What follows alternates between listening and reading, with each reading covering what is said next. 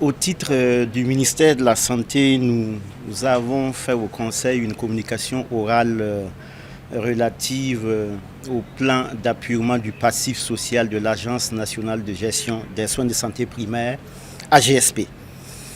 Alors, il faut noter que depuis l'adoption de la loi portant fonction publique hospitalière, l'Agence nationale de gestion des soins de santé primaire, AGSP, connaît des déficits de prise en charge de certains éléments salariaux, ce qui a constitué véritablement un passif extrêmement important.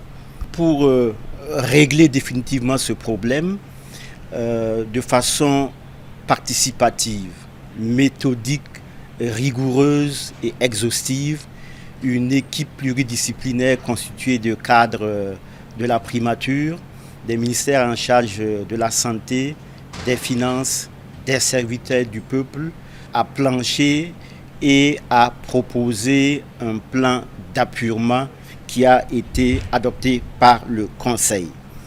Au décours de ce plan d'appurement, il ressort que le passif social de la GSP ressort à 35 milliards 423 millions 593 620 francs CFA.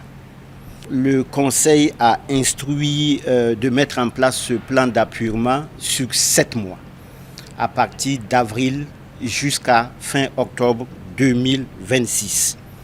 Le Conseil a aussi instruit que courant avril, tout le passif lié à la garde des années 2022 jusqu'en 2025 puisse être apuré. Le Conseil a aussi instruit que le ministère de la Santé travaille dans la digitalisation des programmes de travail et de garde au niveau des établissements de santé qui assurent la garde. Et à partir du mois d'avril, cette digitalisation sera en vigueur. Le Conseil a aussi instruit de renforcer le contrôle de l'effectivité de la garde et de la présence des agents au niveau des différents services.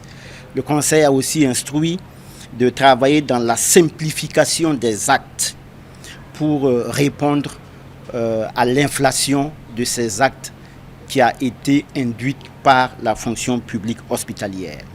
Le Conseil a aussi instruit de mettre en place un comité interministériel qui va assurer le suivi de la mise en œuvre effective de ce plan d'appurement du passif social de l'AGSP.